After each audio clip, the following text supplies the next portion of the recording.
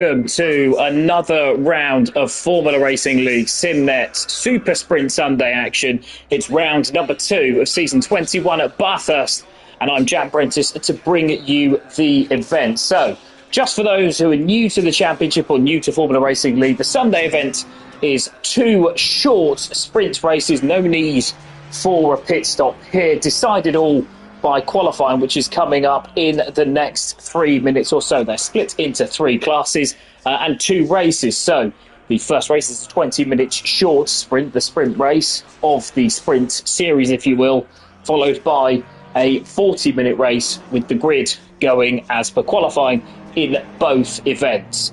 Now, you'll see from the numbers on the left-hand side, you've got the drivers there starting from the top of Jared Vermeulen and working your way down through Damien van der Waal, C. Desert et al. But the driver numbers are all separated by different shades. So you've got the lighter white, light grey, almost numbers. So for number 1 to 433, etc., etc. They are the pro drivers. That is the highest level of category in terms of pace and overall skill level. Then you've got the grey, sort of medium grey, concrete grey colours at the back, which you can see from Richard Gimmon and Michel van der Waal as 2 examples here. They are the silver class, so they're the medium of the 2. You expect to see them in towards the big grid. And then you've got the red colours, which I would say to expect towards the further back, but Jamie Thacker and Jeffrey DeFaas proving that the AM drivers, so the lower category, those more entry level, not that used to sim racing, they are going to be the AM category. And we've got 3 categories here of almost 40 cars, over 40 cars this weekend, 43 runners and riders. That is nigh on 14 and a bit per class. That will provide, especially around Bathurst of all places, some excellent entertaining racing. We're coming up to qualifying in just a moment, which is a one-shot affair, which means as soon as you cross the line to finish your formation stroke warm-up lap, that is it. That is your lap. If you go off into the wall, that's your lap done. You will not be allowed to start, you will not be allowed to complete that lap time if it invalidates, and you will have to start from the back, behind every driver that has completed a full qualifying lap. Now, we're going to go through the AM class to begin with. I'm going to give you all the runners and riders, including a couple of reserves, such as Tim Bleich in the Audi. He's going into the pro category, and he's a brave man indeed to be starting out in the Audi, especially around Bathurst, in this, one of the most difficult leagues to debut in the sim racing world. So we're going to go through the runners and riders from the AM class first of all, and the championship order is as follows, with Dreadlock Steve second in race 1 and first in the feature race. He takes the early lead in the AM class. He's ahead by 1 point from Greg Wood, who started actually from the back. So it was an amazing job to get first and third last time out, despite not setting a valid qualifying lap. Dazza Townsend, as he prefers to be known as, is in third on 27 points. And only 2 off top before a bit of a gap has already opened up to Michael Coppens in the Ferrari. Car number 36 is in 4th on 22 points. He's a point clear of Miguel Da Silva and Jack Barnett, those 2 sharing 5th position, but Da Silva ahead by virtue of a 4th place finish versus Barnett's best of 5th, with Owen Harris in 7th, with a pair of points per positions, 12th in race number 1, having had a lot of problems starting from pole position in race number 1 at Kyle Army last week. He was 4th in the feature race. Ryan Fegan is in 8th, the newcomer, the Irishman, to the championship, making a decent start to his Formula Racing League career with 2 8th places ahead of Ian Kruger. In 9th, the McLaren car number 44 ahead of Jamie Thacker and Darren Mark Davis. Jeffrey DeFaas was 12th last week once the 2 races shook out with a 9th and a DNF.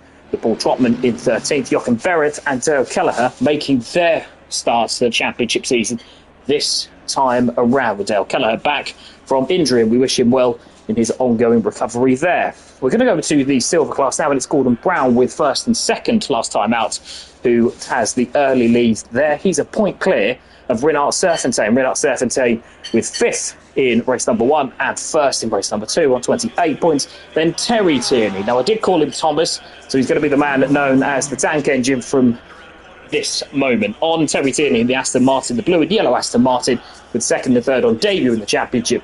The Irishman, affable by nature, but I'm sure ruthless on the racetrack. He's just ahead of Chris Gebman. Chris Gebman 3 points off of a medal spot in fourth, with a pair of fourth places last time out in the Porsche. Alexander Kalugin makes his return to the silver class with a fifth place from his opening couple of rounds. The McLaren in the blue and pink, the Russian, should be looking to do a little bit better here. I fancy him for a podium as the drivers all start to leave for their warm-up laps for the qualifying session, which is now about to begin. I think you can see 4 or 5 cars out already. Kalugin is followed by Richard Gearman in the Ferrari, Jordan Marshall in 7th in the Mercedes, the Frenchman, who's been making strides over this last year in Formula Racing League, with Lee Colpitts in 8th, having had a pretty luckless first round with early collisions.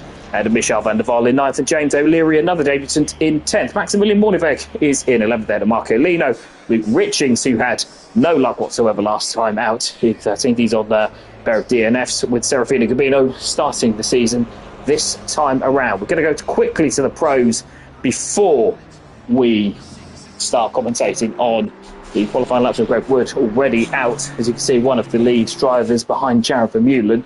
With the drivers all out pretty early on, a lot of them anyway. There's a few that are still in the garage, but this is quite a lot for the early rounds, the early minutes, to be out setting their one and only qualifying lap. Jared Vermeulen leads the Pro Plus. He's now in as a full-time driver, but he didn't win both of the races, which is a bit of a turn-up for the books. He was second on home stall in Kyle Army last time out, race number 1, but he won the feature race. He's ahead of Daniel Crossman, who's 3 points behind, with Crossman winning the first race, but third in race number 2, and Demian van der Waal in third on 27 points. They're 6 points clear already of Maximilian Basler. Basler 6th and 5th last time out in the Ferrari, with Othman Al Fadawi in 5th in another Ferrari. It's 5 Ferraris in the top 5, so that's very much the car to have in the Pro Class.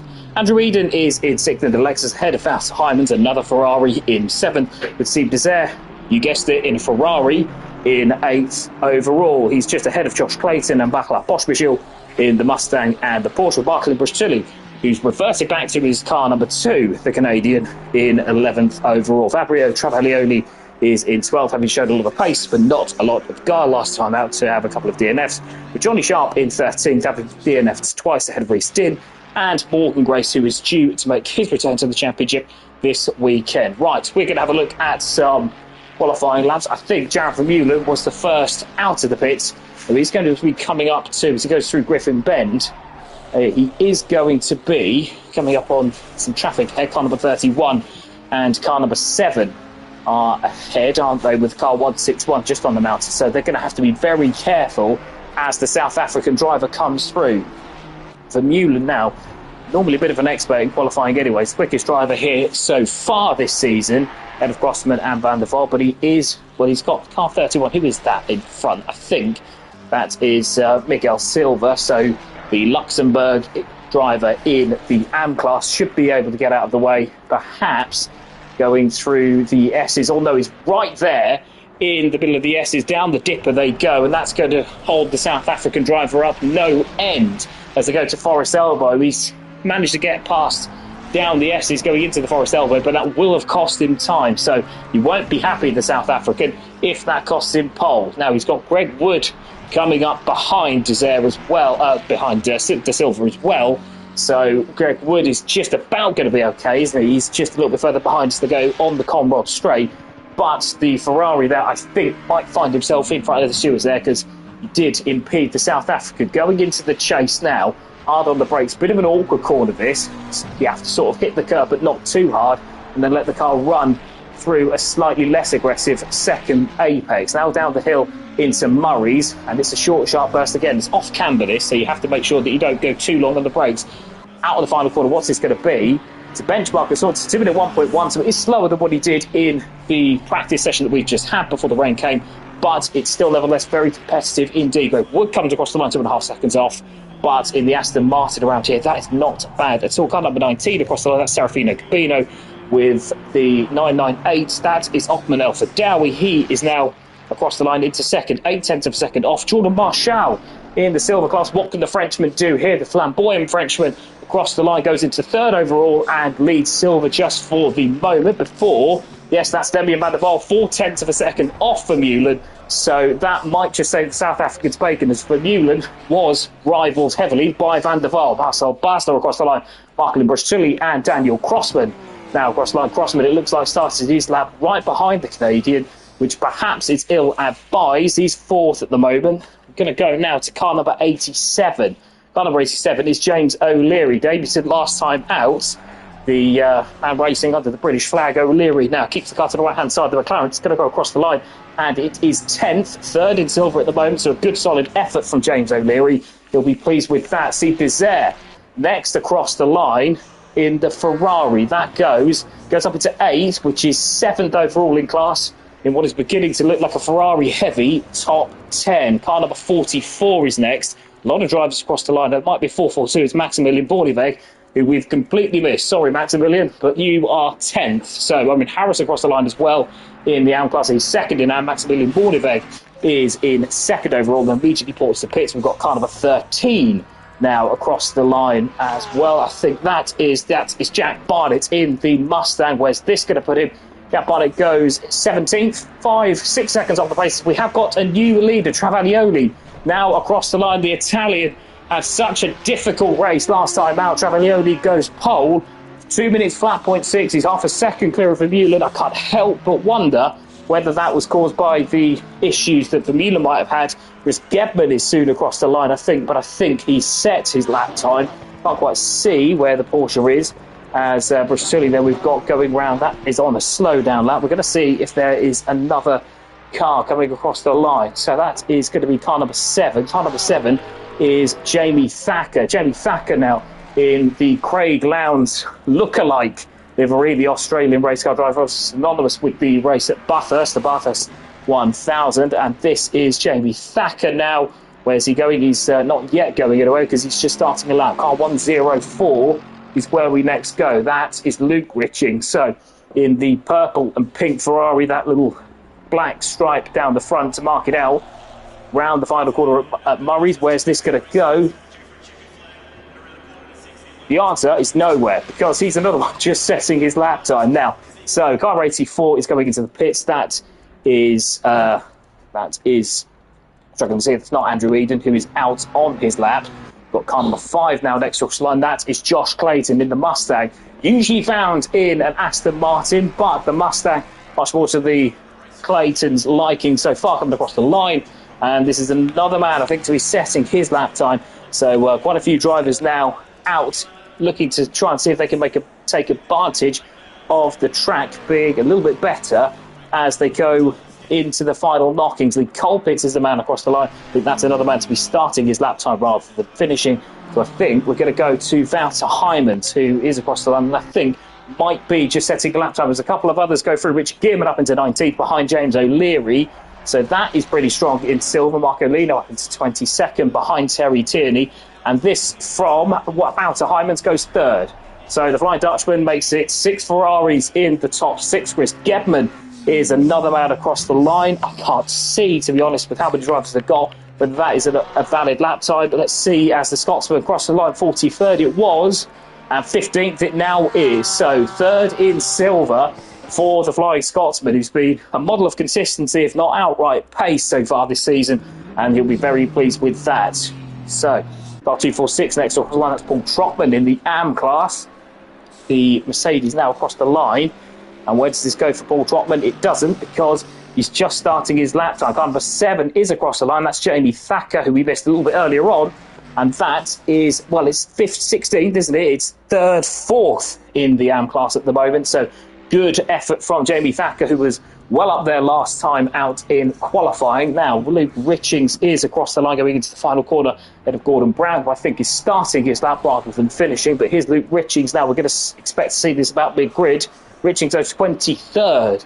So behind a whole host of silver drivers, Marshall Morneveg certainly the lead 2 there. But he's about, well, that's 3rd, 4th, 5th, 6th, 7th in the silver class. Now, car number 5 coming back across the line. That is Josh Clayton, as we saw a little bit earlier on. We've got Andrew Eden following now So Clayton we're going to stay with. I'd expect this to be fairly high up in the Mustang, and it is 7th. So he is the first non-Ferrari for the moment, Josh Clayton. But what can Andrew Eden do about that in the Lexus? Should be quite quick down the straight.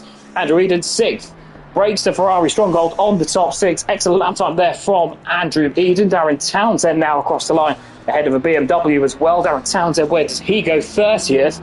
So a bit of work to do for the Welshman as Dreadlock Steve follows as well. He's in 16th, so he goes 2nd in the AM class. The BMW across the line as well. That might have been Lee Colpitts. It was, I think, who has gone up to 18th, so doing rather well in 2nd position in the silver class. So I think it might well be Gordon Brown last out. Alexander Kalugin has failed to settle out time, as has Paul Trotman and Ryan Fegan. But Gordon Brown in the Sky branded Ferrari, which was seen off and on Giancarlo Fisichella's Ferrari GT career, wasn't it? So going through the S's down into Forest Elbow. A little bit out of shape going into the elbow, but slightly wider entry. Can it be a better exit down the Conrod Straight, building up to about 176, 177 miles an hour in the Ferrari. Anyway, over the bumps, have to make sure that you nail, actually, the flat-out right-hander. Sounds easy, but if you're even slightly offline, it leaves you with a tighter line going into the chase. So here is Gordon Brown. Into the chase we go. Doesn't clip the curb too hard, so that's good. The Ferrari looked well-behaved going through the second part of that chicane, now over the hill and into Murray's. Where do we go here? So braking down maybe to 2nd gear, chuck the car in, don't go too wide because you'll lose a hell of a lot of time out there. Gordon Brown, where to go? 12th, it's pole in silver for the Flying Scotsman. Jeffrey DeFast, meanwhile, we haven't seen this in the McLaren. Excellent lap time in the AM class, and DeFast mixing it with the big boys. So a couple of excellent laps late on as Morgan Grace found his way into the top 6 as well. The Welshman returning with gusto to the championship, having missed last weekend. And I think that is it. We've got kind of a 34, doing a couple of laps as well. I think that might be more reconnaissance laps rather than anything else. I certainly can't see who it is. I can see who it is. It's Vaclav Pospisil. He's gone up into 16th, so he is he's 13th in the pro, so not a happy hunting ground for the Czech driver, as he's going to pull into the pit lane now to avoid the wrath of the stewards, and he does. It does look like the front end is beaten in there, so I do wonder if there were any issues for the Czech driver. Tim Bleish, meanwhile, the pro driver in the reserve category in the Audi, is in 25th. So, as I said, very difficult championship in which to debut in, and Tim Bleish finding that out. But there's your pole sitter,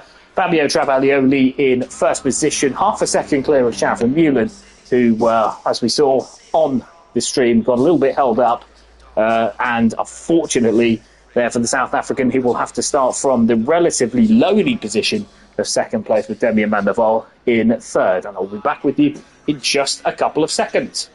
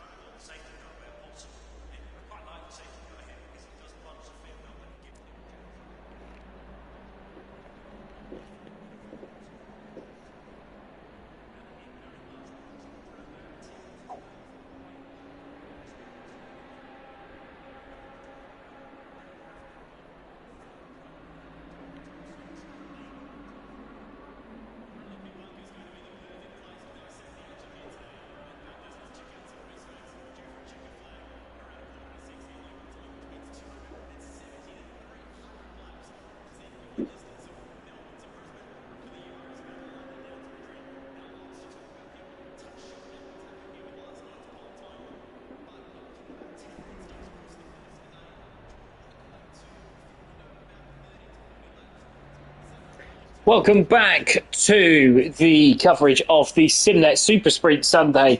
Round number 2, race number 1 is underway in just 2 minutes' time. A short formation lap, as you can see. On the right-hand side is Fabio Travaglioli, and on the left, Jared Vermeulen. So we're going to take you through the grid now, and a reminder that there are no stops, no pit stops scheduled. So it is 20 minutes of flat-out action. Going to take you through the first row is Fabio Travaglioli. He will start from pole position after difficult start last time out. Jared Vermeulen is in second, ahead of Demian van der Waal in third. Omat El Fidawi completes row 2 in the Ferrari, ahead of Wouter Heijmans and Morgan Grace, the last of the Ferrari contingent in the top 6. Andrew Eden is 7th, ahead of Daniel Crossman in 8th, with Josh Clayton in 9th, ahead of Marco Tully in 10th. The Porsche driver they're completing the top 10. Jeffrey De Fast takes AM pole in 11th on row number 6, ahead of Gordon Brown, who was on silver pole in 12th position. They're ahead of Marcel Basler in 13th, the German unable to get a lap together, and Jordan Marshall in 14th. Steve Desert and Vaclav Posh-Brazil complete an all-pro row number 8. Posh-Brazil in 16th. Dreadlock Steve, leader of the AM class so far this season, shares row number 9 with Greg Wood, perhaps the most impressive AM driver last time out. Lee Colpitts has row number 10, sharing with Maximilian Mordeveg in 20th. Joachim Barrett is 21st, ahead of Jamie Thacker, with Owen Harrison 23rd in the AM class. He is ahead of Chris Gebman. Chris Gebman 5th in the silver class. Tim Bleish, the AM in the Audi. Not the AM in the Audi, the reserve in the Audi and Pro is 25th, ahead of Renat Serfontein, the South African, uncharacteristically far back in that Ferrari. Serafino Gabino is 27th, sharing row number 14 with Michel van der Waal. Luke Richings is in 29th, ahead of James O'Leary in 30th, with Richard Gearman in 31st, sharing row number 16 with Darren Townsend. Michael Coppens is in 33rd, ahead of Terry Tierney in 34th. Marco Lino is in 35th to start row number 18, ahead of Jack Barnett. As we go now, what on earth has gone on here? I think we may well be starting the race. Get out of the pit of the replay as the drivers are off and ready to go. Well, we're going to get the view from, I think, Demian van der Waal, so it's not going to be all bad in terms of trying to see the action at the front as they go round the final corner, and we can hopefully then get back to the action as quickly as possible. So we're waiting now just for the green light to go. We'll wait and we wait and we wait some more, because there's 43 cars as we are go. I think Jared Vermeulen might actually have got the jump on Fabio Travaglioli, but Travaglioli has the inside going into turn 1 at Hell Corner. Vermeulen though hangs it around the outside. There's a Ferrari, I think, off. I think that might have been Morgan Grace off and into the weeds. Andrew Eden and Jamie Thacker, I think, around as well. Jamie Thacker has been spun, and it's Travaglioli who is behind Jared Vermeulen. Vermeulen, it's not catching up. The Italian now is going to go around the outside, going into turn number 2. South African having none of that. Keeps the car planted as they go up into the cutting. So Vermeulen not first, or not second for long, sorry. He's up into first now. Demian van der Waal is in third, ahead of Omat El Fidawi. I think that's Daniel Crossman who's up into 5th. Yes, it was Morgan Grace who was off and into the weeds at turn number 1. There's a recovery car number 7. We'll see who that is in just a moment. Wouter Heijmans up into 7th. Gordon Brown up into 7th position, and the silver driver leads the silver class once again. Upwardly mobile Flying Scotsman Marco Tully is in 8th, ahead of Josh Clayton. Jordan Marshall has got himself up to the top 10 overall. Excellent start from the Frenchman, but he is still second in silver, so we'll want to see what he can do about Gordon Brown. Jeffrey De Fast meanwhile remains in the AM lead, with Greg Wood up into 14th. I think that might have been Thacker that went round to the sharing the second and third. I think it was row number 9, wasn't it, that the AM driver was sharing it with, but he's up into 14th and a clear second in AM. Morgan Grace dropped back to 21st, so a disastrous start for the Welsh driver. We'll just see now how he recovers. I think he might have had help going into turn number 1, and I think there are a couple of drivers recovering. Dale Kelleher down in 36th. I think it's roughly where he started. It's Jamie Thacker who is recovering, and his miserable start, miserable luck, continues in the season 21 of the SuperSprint Sunday. That is rotten luck for the AM driver. He can be rightly annoyed with that, because the Ford getting spun around at turn number 1 through very little volume. So it looked like Travaglioli has already dropped a second behind Vermeulen. So Vermeulen is going to try and see if he could get away and start to build a gap with Damien van der Waal. Not really a threat for second place either. He's got Omat El-Fidawi and Daniel Grossman less than a second behind, I think. Yeah, just over a second behind for those two. As we can see a move now, that's El-Fidawi having a shape up of Damien van der Waal as the camera takes us away as far as possible, but not going to make the move now as they go onto the mountain section. A couple of other cars look like they're struggling as well. I think car 68 is in the pits.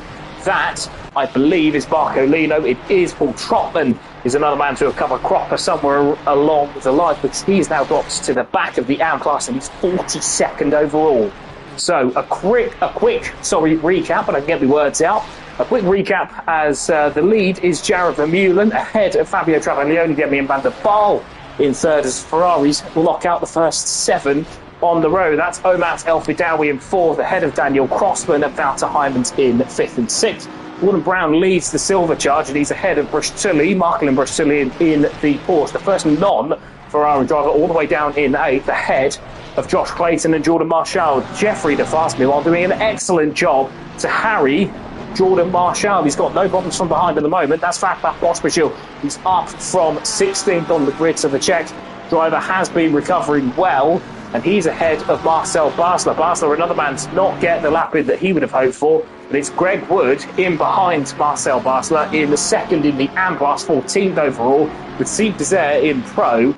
Just behind him, Maximilian Morniveg and Andrew Eden follow, with the next AM driver being Jochen Berg in 22nd. So Wood, good head on his shoulders, having driven a really mature race last time out. Greg Wood has got a bit of a gap to play with in the next 3 quarters of the race. We're already nearly a quarter through, and it's only been 2 laps. Steve Desert looking to try and see if he can get past and maybe get after Basler and Pospisil, who are stuck behind Fast, and most notably Jordan Marshall in the Mercedes. So you've got Morgan Grace back in 21st, Bishop under Vol through. I think Jochen Barrett, who was in 22nd, has gone for a little holiday somewhere at the final corner. He drops now to 29 behind Darren Townsend. Darren Townsend now up into 5th in the AM category, and the very pink McLaren, I think you can see there, as certainly very striking, is it? But he's starting to advance championship credentials. The championship contender last time out in the AM class, and will want to be doing that this time around. That's I think that's Terry Tierney just behind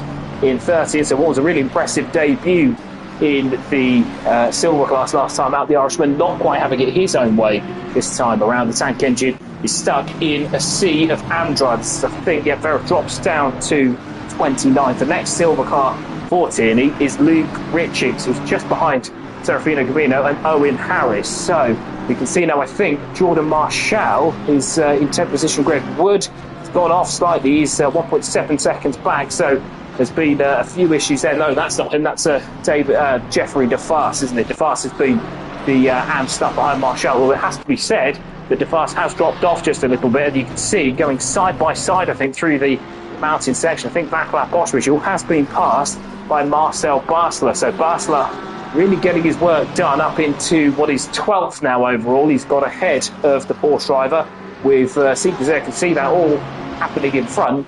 And he's going to try and make sure now, he's got to try and make sure that if he does pass Greg Wood, it is clean going into the chase. You can see the Lexus. That is Andrew Eden having a look at Maximilian Morniveg. What they're going into the chase now. The Lexus has got such a superior straight line speed as Steve Desert has got past Greg Wood. He's now under pressure from Morniveg. So Wood's got to play this fairly smartly, because the next car in his class is Owen Harris, and he's down in 25th. So I'm not saying he's got to yield, but there is a lot of points to play with, so to speak, for Greg Wood in second. Meanwhile, Jeffrey DeFast doing an outstanding job at the top of the AM tree so far, in 11th place, and he's come on so far from when we first saw him a couple of seasons ago in the Sunday Championship. He was miles off, but now look at the driver that he's matured into. It's a real Formula Racing League success story. Going down, I think that's Brustulli has got past Gordon Brown. Gordon Brown, again, another man with a little bit to play with, although can't afford to move too much. So I'm just going side by side with Brustulli. No, he backs out of that going into the cutting, and now we go on to the mountain section. Brustulli with the rear end of that looking rather bent in, that Porsche. It's not going to be the happiest of handling cars, but he's got to knuckle down and get away from Gordon Brown if he can, because Brown represents a good obstacle for Josh Clayton behind. Josh Clayton behind in the Ford Mustang, 8th in class, 9th overall, with the silver driver Gordon Brown just ahead. But Jordan Marshall looking a little bit shaky, wasn't he, going through McPhillamy and Saltburn Park, and he's dropped to about a second off of the back of the cars in front, although very easy to make that up if you are smart enough in the Mercedes over the mounted section. Scott DeFast now has dropped 1.9 seconds back, with Redwood having lost out to Desire as well, so that's the non-pro interest in the top sort of 15 accounted for. That's Marshall, I think, was flashing, not entirely sure why. Might have even been to say hello, knowing the Frenchman as we do. Now that is Josh Clayton going down the inside of Gordon Brown. Is it the Mustang now as the camera does try to catch up going into the chase?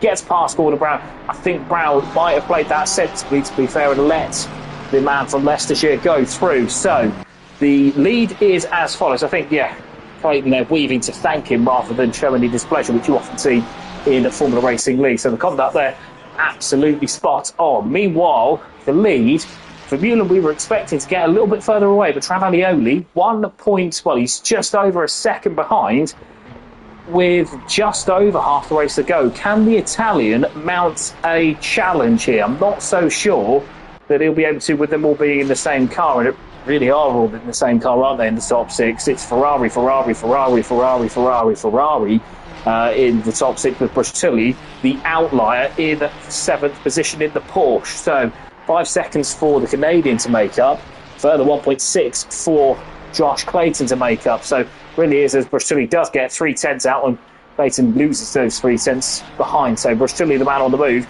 in that Porsche. Brown, meanwhile, still has to fight. Well, he's got Jordan Marshall behind, but the Frenchman can't do anything daft because you're in 2nd position. We'll see now that Marshall can't do anything too daft in that Mercedes, because as he does do something daft as he goes slightly wide through Saltburn Park and into McPhillamy, and that hits the wall, and that will not help his chances. It's not going to do him too much damage because he gets just a little side-on contact there, but the damage will be there for the Frenchman, and it won't be helping that Mercedes as he goes through the mountain section. It will be in the back of his mind for the remaining half of the race. Travaglioli, meanwhile, as soon as I started talking him up, for Mullen gets half a second on him in the middle section. So we'll go back to that shortly, with Wouter Heymans now looking to launch an attack on Daniel Crossman. Crossman wise beyond his years, as he proved last time out with that win in race number 1 at Kyle Army when it was changeable conditions. But through the chicane they go. Wouter Heymans, not always known for his patience, but certainly known for his attacking style, is as soon as he gets a sniff, the Dutchman will be down the inside, you feel. Brustilli lost a second over the mountain, so I think that battle is going to be done as the Ferrari class in the top 6 starts to lead away. Now we're going to go to, I think, see if we can see a battle, I think, in the silver class. That's Chris Getman holding on to 3rd position in silver class at 17th overall. He's got Maximilian Borneberg behind, and the one car, if I was a Porsche, that I'd want behind me down the straight is probably a Lamborghini, because boss is good on the brakes, very slow in the straight line. Rinat Serfontaine, you can see behind as well, has made his way up into the top 5 or 6 in the silver class, having started 26th. I think we have lost Lee Colpitts. He's gone right to the very back. Unfortunately, it's been a very tough start to the season for Lee Colpitts. Not all of it of his own making, to be honest with you, so we'll have to find out exactly how that happened a little bit later on. Meanwhile, in 3rd, but in the ambassador, Owen Harris, just behind their baby daddy from a couple of seasons ago, whose exit from the competition box opened up my own opportunities there. So Owen Harris there working back in tandem with Greg Wood. Greg Wood now in 15th position, holding off a charging Andrew Eden, but in 2nd overall, second in the AM class and 15th overall, will do the Aston Martin driver the world of good. Getting a little bit too friendly with the curve there, but nothing doing, as Borneberg leads Serfontaine in the chase for the silver podium. Chris Getman has it at the moment, as off and into the weeds goes, and into the wall, goes Andrew Eden, trying to attack an AM driver, I don't think he was trying to pass Greg Wood there, but he's kept it well out of the wall, and it's a sensible move, even if it is going to cost him probably 25 odd positions, as Andrew Eden now finds the wall and unfortunately finds the exit as far as his realistic chances are for this race. So Eden in the wall does well to rejoin or not rejoin in a stupid manner. So kudos to him for that. But unfortunately, he won't want kudos for that. He'll want kudos instead for making a pass, which is not going to happen. Maximilian Moorneweg now still having a go at Chris Gebman there. Gebman doing enough to hold off the German, who's known for his sensibleness out on the track. And if that's not a word, it is now, as Moorneweg goes into the final corner at Murray to try to see if he can set up a run into Hell Corner. Gebman does look like he's gone slightly wide. He's going to have to go on the defensive just a bit as they go into Hell Corner, turn number 1. Moorneweg now, don't make the commentator look silly, and he doesn't. So kudos there to Maximilian Moorneweg, therefore not running into the back of Chris Gebman, but unfortunately it does rather hamper his run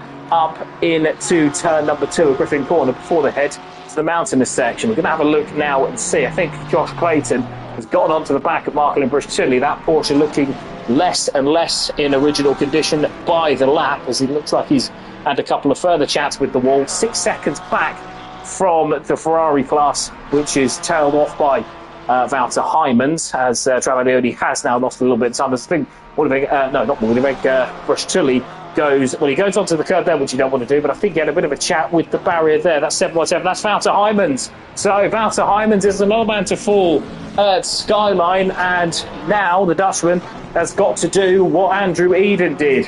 He's a little bit further up, a little bit more visible, but he's got to wait for potentially 30 cars. He's going to get going now, but he's got to get off to the left-hand side down the runoff area. Well done, Wouter. That's exactly what we want to see. And he's going to rejoin, I think, in the middle of this, just in front of Luke Richings. Now, Luke Richings is in 23rd position, so that is 14, well, it's more than that, it's 16 positions lost by the Dutchman, who will not be happy. Josh Clayton, meanwhile, having another go, is he? No, not quite at Brush-Tully, as the Ferrari class goes from 6 to 5, as Heymans now begins his recovery in the final quarter that we're now coming up to. As you can see now, Marshall has dropped off just a little bit in the battle for silver on us. Gordon Brown still holds that, and the Frenchman Jordan Marshall has plenty to think about behind. I don't know what the flashing's for, I'll be honest. I'm sure that'll be explained, but he's flashing his way through. Not sure that Brown will take too kindly to that, but the calm Scotsman that he is, don't think he'll worry too much. Jeffrey De Vast, meanwhile, leading the AM class, but also in the top 10 overall. It's been a fantastic start to this event for Jeffrey De Vast. The Belgian, as I said earlier, nowhere in his first couple of seasons in the championship, but over the last season and a half, has been a very capable operator in the AM class. And long may that continue. 6 cents off the back of Jordan Marshall. Now the Belgian has to just make sure that he doesn't do anything silly. He's got Marcel Basler behind, who was threatening, I think, to try and pass into the cutting. Don't do that, Marcel. You've done well enough to get up into the up onto the coattail, of the top 10 seekers there. And Vaclav Pospisil a little bit further back, with Greg Wood now with 14. Still got a decent gap, hasn't he, over Owen Harris. Now Harris has risen up the rankings a little bit. Now Heymans comes into the pit, so I suspect the damage on that Ferrari was rather more severe than we thought. But yeah, Chris Gebman now in 3rd position has a little bit of a buffer, doesn't he? It seems like he's warded off the challenge of Maximilian Moorneweg. Moorneweg now has a little bit more to worry about from Serfontaine behind, although I say that, he was a second clear. That's not 1.1 seconds now, so we'll stay with this down the Comrod Straight as the white Lamborghini nearly goes into the back of the black Porsche. The black Porsche now has a little bit of defending to do, but the traction should see him out of Forest Elbow with a healthy advantage. Now Moorneweg tucks into the slipstream as they go to the chase. He'll be in a difficult position because the right-hander is flat out. Very difficult to get side by side. Then you're looking for Dan Dermu going down the inside, but he goes down the inside, going into the chase,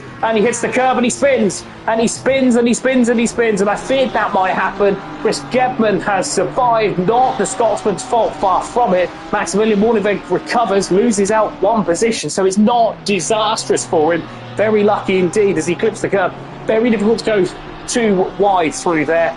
But yeah, Gebman does nothing wrong there as more trouble. That's Gordon Brown Gordon Brown from the lead. Gordon Brown from the lead of the silver class has gone into the wall and has gone into the pits to effectively retire from the lead of the race. And that promotes Jordan Marshall up into, well, he's 10th, so I don't know whether there was contact between him and Gordon Brown, because Jeffrey DeFast has got his way up into 8th with Marcel Basler in 9th. Basler still trying to pass DeFast, and it's been advised to be doing that on the mountain, so Basler has to sit in a little bit more whilst DeFast gets his way through the mountainous section. Jordan Marshall dropping to 10th. Don't know whether there was contact between him and Gordon Brown, but it promotes Chris Gedman up into 2nd on the road. Rinat Serfontein from 26th on the grid is up to 15th and 3rd, so the South African doing a solid job to get himself back into podium contention, whereas it's Moorneveg still in 4th. He would have had 3rd had he not. As off into the weeds goes Steve Desert. Steve Desert following Jordan Marshall.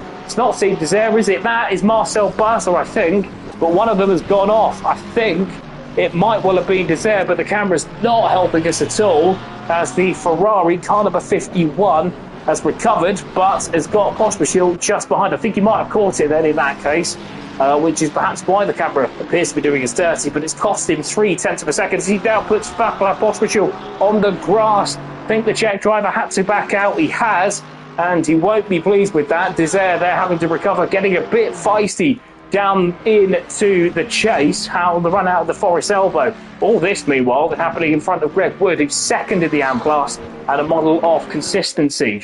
And we're going to have a look now at the leader. There he is, Jared Vermeulen, 2 seconds ahead. And I do that to remind you of what he'll look like in about 2 minutes' time, because that's the next time that you'll see him. DeFast, meanwhile, has solidified that 8th position. Basler can't do anything silly now, because whilst there's an overall championship to think of, you're not going to gain 6 seconds, so there's no point to it. But I think DeFast has done perhaps the only sensible thing he can do, and lets him go. So, credit to Jeffrey DeFast there.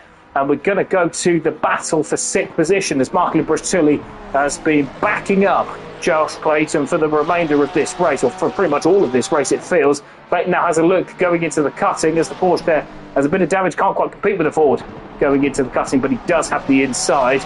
And I think now for the Ford, it's about setting him up out of Forest Elbow, which, as you can see now, Jared Vermeulen, car number 1, is going through now. So I think that's where it is. He's got to stay tight with him through the mounted section and make sure that he doesn't do anything silly. Car 161 is in strife. That is Tim Bleish. Tim Bleish in the Audi is spun at turn number 2, and that's a horrible place to have to rejoin. He runs sensibly, given his reserve driver backs out and ports to the pit lane. So unlucky for Tim Bleish, but better to be unlucky than silly. So well done to him for porting to the pit lane there. But what was a promising opening gambit as an AM driver, as Josh Clayton has got past Brush-Tully on the mountain. We didn't see it because, well, quite frankly, I didn't think he'd pass him there. As Jared Vermeulen, now we're going to get to him coming out of the final corner to win the first round, win his 2nd race of the season of round number 2 of the SIMNET SuperSprint Sunday. He's followed home by Fabio Travaglioni ahead of Demian van der Waal, with Omat El Fidawi claiming 4th and 5th, and last in the Ferrari class up top is Daniel Crossman. He's going to cross the line in 5th, with Josh Clayton now having stolen 6th position in the mountain section. Mark Limbrush-Tully unable to really fight any longer in that beaten up and bashed in Porsche. So 6th place with Josh Clayton ahead of Mark Limbrush-Tully in 7th. Marcel Basler makes his way up into 8th. That's Jeffrey DeFast, who has dropped a little bit further back, hasn't he? He's got Jordan Marshall, who's going to win the silver class, but it's an excellent drive from Jeffrey DeFast to take 9th and the AM win. Steve Desert finishes 11th ahead of Akla Pospisil with 12th. Greg Wood takes 2nd in the AM category and 13th overall, with Chris Gedman taking a solid 2nd place there.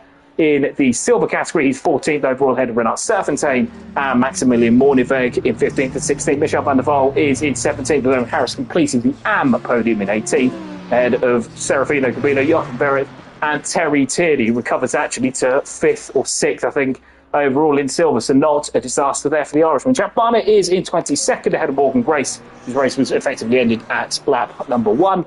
Darren Townsend is in 24th ahead of Liam Richings and Alexander Kalugin. Miguel Silva and Dale Kelleher complete 27th and 28th. Darren Mark Davis in 29th ahead of James O'Leary and Jamie Thacker, the luckless driver, for the 3rd time really taken off through no fault of his own. Richard Gibbon in 32nd, Heavily Colpitts in 33rd, Andrew Eden in 34th. We saw him crash on the mountain. He did very well to rejoin sensibly ahead of Paul Trotman and Michael Coppens. That's Vian Kruger in 37th, ahead of Dreadlock Steve. So the championship leader not having it all his own way in race number 1. Tim Blyche was the first to DNF ahead of Gordon Brown, who crashed from the lead, we assume, because of the damage that he had, with Marcolino in 41st and Wouter Heijmans in 42nd, ahead of Ryan Fegan, who was 4 laps down. Now, last season, we would have had a server reset where the drivers then would have to go away for 5 or 10 minutes and wait for the admins to reverse the grid. That is not happening this season,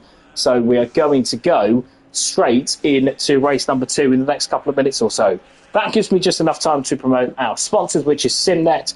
They basically do anything that you need, really, for customization of your sim rig, from gloves to the sim rig itself. As a pad user, it's not for me, apart from the boots, which I still have bought and go around in anyway, because they are quite fashionable, actually.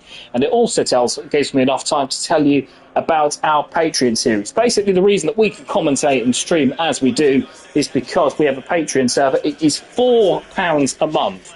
So £4 a month is less than a cheeseburger at McDonald's, and it is something that's going to give you a lot more benefit than a cheeseburger at McDonald's. For £4, you not only get access to the championships first off, you get your own practice server to test out your different cars, and you get other perks as well, such as Chris Gedman designing any and all profile pictures that you want them to design. So it's something that we would really recommend to keep the wheels turning, to keep the servers servering, and to keep the commentators commentating. We would recommend that you do sign up. If you do, leave a link in the comments or find us at Formula Racing League. I think it's FRL Race Hub, I think on X or Twitter or whatever it's called this week. And a member of the race team and admin team will reach out to you with a link to join the servers. That's me for a couple of minutes, and I will be back to take you through the grid for race number 2.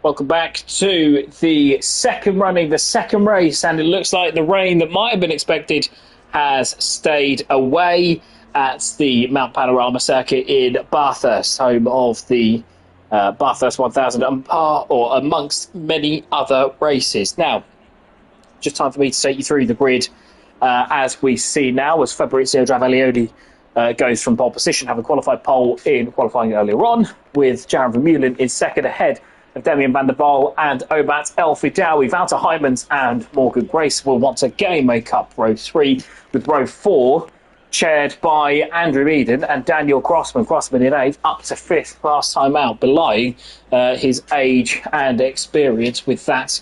With that sensible drive. Josh Clayton is in 9th, ahead of Marcelin Bracciatulli, with Jeffrey DeFast, Jeffrey DeFast in 11th, ahead of Gordon Brown. Gordon Brown hoping to convert silver pole this time around, having nearly done so in race number 1. Marcel Basler is 13th, ahead of Jordan Marshall in 14th, second in the AM class. Steve Desert and Vaclav Poshbajul are 15th, 16th, with Dreadlock Steve 17th and 18th. Greg Wood looking to see if he can solidify what would be a lead at the top of the standings, notwithstanding any dropped scores. Lee Colpitts is in 19th, ahead of Maximilian Borneweg. Joey Thacker is in 21st, ahead of Owen Harris, who got on the podium in the AM Plus. Chris Getman, second in silver last time out. Will he be able to make the podium once again from 23rd? He shares row 12 with Tim Bleich, the reserve in the pro category. Renat Serfontaine is 25th, Serafina Gabino 26th. Michel van der Waal 27th, ahead of Luke Richings, with James O'Leary beginning row 15 and Richard Gimman ending it in 30th. Darren Townsend is 31st, ahead of Michael Coppens in 32nd. Terry Tierney and Marco Lena are on row 17, with Jack Barnett on row 18, ahead of Darren Mark Davies in 36th. Miguel Silva is 37th, ahead of Dale Kelleher, back from injury and up 10 places last time out, so the Mancunian has a bit of work to do this time around once again. Vian Kruger is in 39th, ahead of Alex Kalugin in 40th, with Paul Trotman and Ryan Fegan completing the race and completing the order on row 21. We've lost one driver since then, I think you can see at the back there. So that is your 42 runners and riders, and some of them won't be around the final corner, I don't think, by the time we actually get going. So Travaglioli is on the left and Vermeulen on the right. Now, Vermeulen managed to get the jump on Travaglioli last time out. Can the Italian do anything about the South African going into turn 1 this time around? He will hope that he can claim the first corner and effectively block the South African from getting past in this slightly longer format race. So Travaglioli now having to see what lessons can be learned. I think you can see Heijmans in the background there, who spun very late on from a promising position, weaving his way around in the green and gold Ferrari for this weekend. Travaglioli now across the out of the final corner, and we wait and we wait and we wait and we wait a plenty for Vermeulen there, looking just ahead, and we're go, and it's a good start again for Jared Vermeulen. But can Travaglioli go and claim the apex at turn number 1? He can. Looks like he's a bit more ruthless on Vermeulen. Vermeulen tries to see if he can cut back and go to the outside. Now he tucks into the slipstream. Demian van der Waal is following behind, hoping that there's a little bit more carnage between the top two. And unlike race number 1, it looks like they've all behaved themselves going through turn number 1. So it's Vermeulen to the outside of Travaglioli. Can he get around? But he's got to be a bit vulnerable now, I think, to Demian van der Waal. Van der Waal looks like he's going to take second. He does, ahead of Omat El-Fidawi. El-Fidawi, the Italian, settles into 4th position, ahead of Wouter Heijmans. I think that is, no, it might be Daniel, no, it is Wouter Heijmans.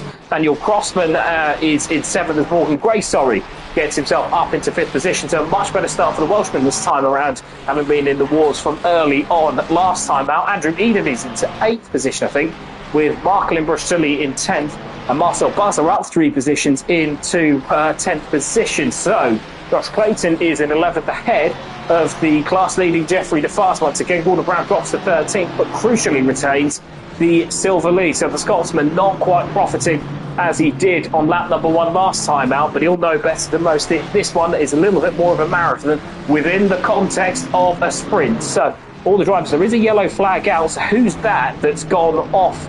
That's car 433. That is Demian van der Waal. Van der Waal out of 2nd position.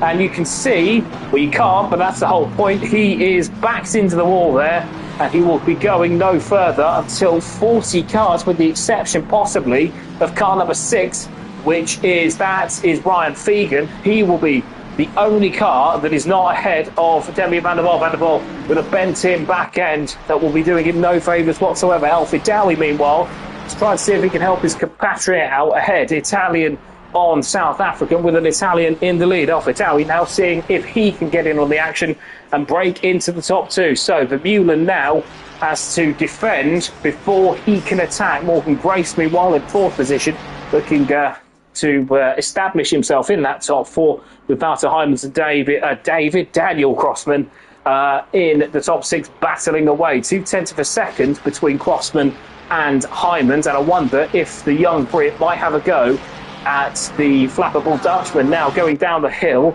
and into turn number two. I don't think it's going to happen this time around, but he will be served notice, because Daniel Crossman looks like he's certainly very hungry for the top five, and on the pace that he showed last time out, you would not bet against it. These two were together for a little while in race number one. As goes wide does Wouter Heymans. Now they're side by side on the mountain, not particularly advisable, but Crossman just about drops in as they go to Solomon Park now, going through the fast collection of left-handers. You'll get through Solomon Park and through to McPhillamy, where it's going to be single file before you get to Skyline, which is the dive and the dipper as they get down the S section going into the Forest Elbow, which will be onto, or lead out onto the back straight. Now Crossman goes down the dipper, tries to see if he can unsettle the car ahead. He certainly gets a better run through there, doesn't he, with Heymans looking to be a little bit lacklustre through the S section. Now it's going to be about whether or not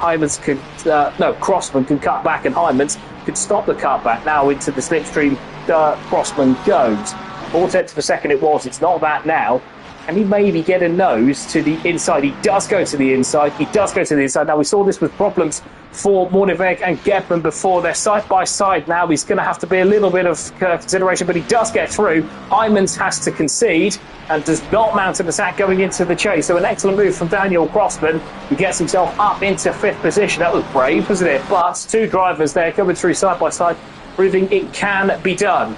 Meanwhile, Andrew Eder behind in the Lexus, having a look at this, thinking, I fancy a piece of sixth position. He's caught up to the back of Heymans, but 0.9 of a second it is. He's not able to make any more of an impact, as I think the Ferrari class will remain a class of the top six just for this moment in time. Jeffrey DeFast, meanwhile, is still an AM driver in Pro Circle, so an excellent drive once again, or an excellent start once again for Jeffrey DeFast. He is a second back from Josh Clayton, who's got through into the top 10. Steve Desert, who is the car behind him, is in 11th place, but Desert hasn't really got it all his own way. He's actually got Gordon Brown battling with him rather than him battling with Jeffrey DeFast. So an excellent start once again. Dreadlock Steve has recovered a little bit from what was a really disappointing opening race, wasn't it? But he's just behind, I think, Greg Wood. Greg Wood has got past into 16th now, Dreadlock Steve. So that is a change from a position that has just happened to Greg Wood up into second. What will be his second consecutive second, formerly of this parish, obviously. Greg Wood, a commentator for many, many seasons, and a fine commentator he was, but he's proven himself to be a pretty solid driver as Dreadlock Steve gets a little bit out of shape through Solomon Park going into McPhillamy, but he catches it. The Aston Martin driver certainly has to be awake there, and he's now got attention from Maximilian Moorneweg, who takes more curb than most going through the S's coming out of Skyline, but the Lamborghini unable to do anything about Dreadlock Steve just at this moment in time. He won't launch City One going into Forest Elbow. He's got Lee Colpitts behind. Colpitts, who he's had a wretched first three. Moorneweg gets out of shape. Now can the BMW of Colpitts get in line and potentially make a pass? ACC cameras will catch up in just a moment. They do, and here goes Lee Colpitts now going into the chase. The flat out right-hander into the chicane. Colpitts goes to the inside. Now Moorneweg tried this earlier, it didn't work. Colpitts tries it earlier and it does work, but Moorneweg does go down the inside, back he goes, and off onto the grass he goes, and Maximilian Moorneweg's lawnmower services are at your service. He drops back behind Lee Colpitts, and he drops back behind Renard Surfenstein. So what was trying to defend one place ends up with the German losing two. So what was 18th is now 20th, and what was third in class is now fifth in class for Maximilian Moorneweg. It's not really been a happy hunting ground, has it, the chase, as that's the second time he's lost positions there. He's got Owen Harris of AM status behind. The former commentator as well is in fourth position in the AM class, 21st overall. And he's got a bit of work to do with Moorneweg. I think pulls over to the left-hand side. I think more bottoms for the German going into turn number 2. As Harris launches it up the inside, they're going to be a bit careful, guys. You're in different classes, as I think Molenbeek tags the wall. So it's been a tough one for Molenbeek, but I think he's going to hang on. Chris Gedman, meanwhile, is fighting Jamie Thacker, and Jamie Thacker quite wisely backs out of that. So Chris Gedman retains 6th in the silver standings, whereas Owen Harris is still going side by side with Molenbeek on the mountain. All that does is close up the gap between himself and Gedman and Thacker behind. Michel van der Waal is in 24th, his son having gone off in the early stages, as Damien van der Waal has got himself back up to 34th from what was 41st. A couple of others have fallen by the wayside. That's O'Leary, Trotman, Lino and Kruger have all hit problems at various points in the race. And Van Vegan as well, who we saw earlier on, having recovered from what was a pretty tough moment, it would be fair to say. Steve Desert has got past Jeffrey DeFast in the battle for 11th overall. That is pro on AM, as Jeffrey DeFast has got part or been passed by a couple more because he's 14th. So I wonder if he's had a few issues on the mountain. He's got Jordan Marshall behind, but Gordon Brown has been able to get up into 12th and put another gap between, or another car between himself and others. Vaclav Oshkaz, I thought he'd gone long on the brakes. He might have tagged Brown into the chase, but what he has also done is relegated himself from 13th back to 17th, 18th now, behind Lee Colpitts. Colpitts, another man to profit, as Morgan Grace comes into the pit lane, and more issues for the Welsh driver. And what was a promising 4th position for the Welshman has turned into a pit lane retirement, having had the issues that he had in race number 1. It has not been a happy return to the championship for one of the admins and one of the stalwarts of the series. Morgan Grace, what was 4th, is now, it might as well be 44th, unfortunately, for the Welsh driver. He is out of the reckoning. Gordon Brown is up into 11th, but that's not going to matter to him as much as getting a gap between himself and Jordan Marshall. Jordan Marshall 13th overall once it all shakes out, as you see there on the screen. He is 2nd in silver, and he's got Jeffrey DeFast between him. DeFast, who's been a bit of an immovable object for a lot of cars that have been in higher classes, and DeFast will have a bit of skin in the game with this, as opposed to other sort of pro and silvers coming past him, because if he does let Marshall go, his buffer over the rest of the AM class, who I remind you are all blocked out in red numbers, with Greg Wood and Dreadlock Steve in 14th and 15th representing 2nd and 3rd in AM. That's big. If he can have Marshall in behind him without being stupid, then DeFast will have an advantage over Greg Wood and Dreadlock Steve, it seems obvious to say. Gordon Brown, meanwhile, will be equally as happy to see DeFast in between himself and Marshall. Marshall, who did end up nicking the championship, or no, the race win earlier, with Gordon Brown hitting disasters late on in the race and having a bit of a chat with the wall, which didn't work out well. But Brown hoping now to, with a slightly longer race, he can perhaps afford to take it easier. We shall see. Jared Vermeulen, meanwhile, 3/4 of a second behind Fabio Travaglioli, as Travaglioli leads these two away. Owat El-Fidawi 5 seconds back, and Daniel Crossman a further 4 seconds back nearly, which would represent their main competition, with Vermeulen seemingly within a second at every turn. We're already a quarter of the way through this second race, and I suspect when Vermeulen does come into the commentary party, as is customary, that I suspect that he may have a couple of things to say, and certainly have a bit more of a description than the usual. I drove away from pole position. Anyway, 6/10 of a second he is behind Travaglioli. Travaglioli, who did a fine job on lap number 1 in learning from his mistakes, being certainly a little bit more ruthless going into turn number 1. Wasn't dirty at all, I'll be honest with you. It was perfectly fine, perfectly legal, and I think he could be very pleased with how his first lap played out. The problem is he's got another half an hour of this, so he's got to be as switched on as it's possible to be, because if there's one task that is the most difficult in Formula Racing League, it is defending, as I think Jordan Marshall, what was the lead of the silver class, Jordan Marshall is in strife. He's dropping as if he's not got a parachute in the order. He's gone back to 29th, and he is in the wall. Where is he in the wall? He is in the wall at turn number 2. So, who's that as well? There's someone else that's joined him there. That is car 666. That's Dreadlock Steve. So that is an AM driver. That is the 3rd place in AM. and second in silver has changed around. So Lee Colpitts gets to second in silver, which would be a recovery and a half after his earlier issues. And third in AM now is Owen Harris. So Jedlock Steve and Jordan Marshall, will find out how that happened a little bit later on. But both of those drivers, their race effectively over with a collision at turn number 2. So Red Wood has 2 seconds to find on Jeffrey DeFar. So I wonder if that might have included him or involved him in some way. No, the Aston Martin looks as clean as a whistle, doesn't it? Going through the chase. Now he's got 27 minutes to go and get to Jeffrey DeFar. Meanwhile, Battle at Pospisil having a look at Lee Colpitts in the as pro meets silver. Pospisil has not been a happy couple of events for the Czech driver, who's one of the more consistent out there, but has not gelled with the Porsche around Bathurst. I think they were expecting a little bit more rain, judging by the forecast, and certainly judging by practice. Josh Clayton, meanwhile, has got himself up into 7th ahead of his race 1 nemesis, Marklin Bruce-Tully. So the Leicestershire driver having a solid run in the lead of the non-Ferrari class. So 7th overall for Josh Clayton. He's ahead of Marklin Bruce-Tully, and he's ahead of Andrew Eden, who crashed out in race number 1. Coming down the hill, it doesn't look like a particularly happy Lexus, does it? Beaten up and scratched and scuffed and guffed.